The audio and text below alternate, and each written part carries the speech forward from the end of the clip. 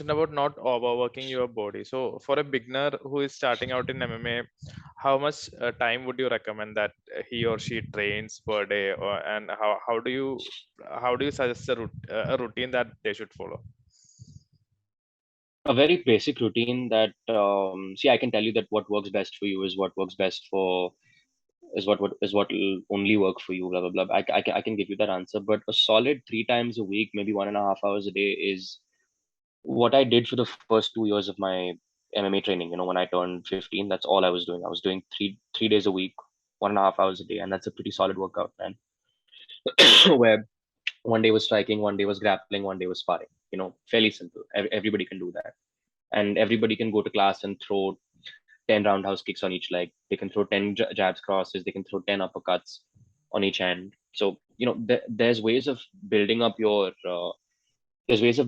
capacity to train over a period of time. But if you're an absolute beginner and you don't have any experience in MMA or any combat sports for that matter, a solid 3 days a week shouldn't do you any harm. People have asked me, should I do once a week? Should I do twice a week? I want to get used to it.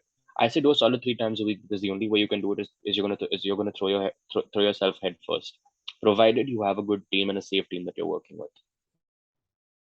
So how could someone choose that team? Like if you have been in different gyms, you have been working with different coaches. So how Yeah. does one find a coach, or how does one pick the right coach where they can progress as a fighter? Understanding enough about yourself as a person and what you respond to, and then trying to see. I can say you can go around the country and find different coaches, but I've had personal interactions with my coaches. Both my coaches, Jitendra Khare and Ashwin Hoon, whom I fight for both now. I train part time at Team Relentless, and I train part time at Warriors Cove now. So, um, for me, I've had a personal relationship with these people since before I started training with them. Mr. Khare, not so much, because I hadn't spent that much time in Bombay, but my ex training partner Sean, I mean, like, training partner Sean, but we used to train back in 2019 all the way up till 2018 to 2020. That's essentially when I started winning, when I started adding jiu-jitsu to my arsenal. We bought wrestling mats when he was studying at college in Pune. Now he's moved back to Gurgaon, but we used to train at like 11, 12 at night. We used to just go through drills, and we just kept putting in the reps. And because of that, I became a big fan of what jiu-jitsu is. Because I became a fan of jiu-jitsu, I became a fan of Warriors Cove. Because I became a fan of Warriors Cove, and the people over there and the fighters that came out of that place, including Sean, including Ashwin, including Mayank, and all these amazing fighters that have come out of there. Um, I built a sort of personal relationship with Ashwin, and for me, that always helps feel comfortable when I'm training, and helps me absorb more when I'm learning.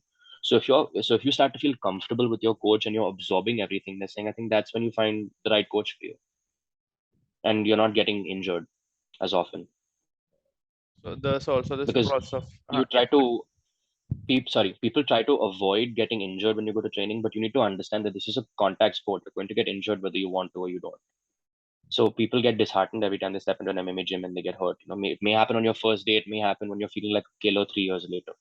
You may have your first injuries 3 years into 3 years into your MMA training, but that day will come where you have an injury and you need to take a step back and look at what you are without fighting. So don't rely solely on the fact that you're going to have solid training, because you're going to be humbled sooner or later. And the better you take care of your body, the less likeliness there is for that to happen. there's this one process also of filtering out the coach. Like we are seeing many mech dojos all across the country, maybe outside India as well. So how does one understand whether the coach is legit or not? Like information is available on the internet, obviously, but apart from that, do Mhm. you have any steps or suggestions on that?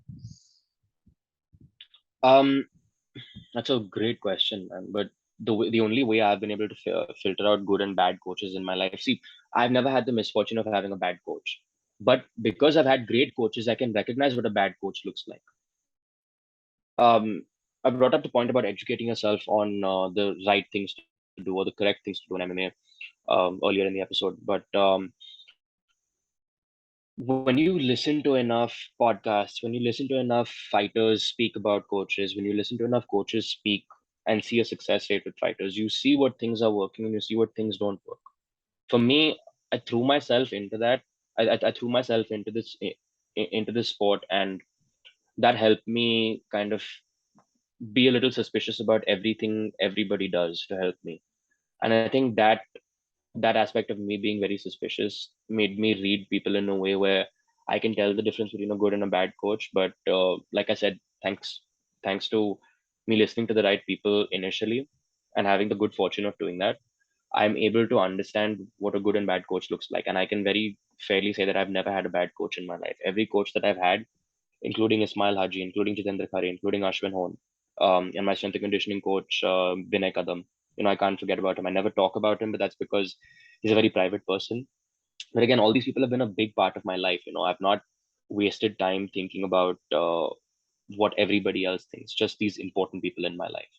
And whether they think of me like that or they don't, they know that, sorry, I know that they've made a massive impact on my life. So you can find people of the same caliber as well. You see that there's guys like Rohit Vasudevan, you see guys like Siddharth Singh, you see Tremblay, you see all these guys that are so educated, but they're part of this fraternity of visionaries. You can't call them coaches. It doesn't do them justice. You can't call them just coaches. You can't call them trainers. You can't call them you can't call them even gurus. Like they are gurus, but they're visionaries. They're smart. They think before they do. They don't just tell you to throw 10 punches and call it a day. And a very good way of telling if you have a good coach or a bad coach is if that coach is sending you home with pain every day or not. You're going to be in pain regardless, but if it's going to be a debilitating kind of pain where the coach himself is hitting you hard in the head during drills. First of all, hitting anybody hard in the head in training is a big no-no, because you don't need to lose brain cells when you're training. You can afford to lose a few brain cells in a fight if you get caught. But the job is to not lose brain cells in training and to get stronger while doing that. As long as you're doing that, you find that you as long as you're doing that, you found the right coach.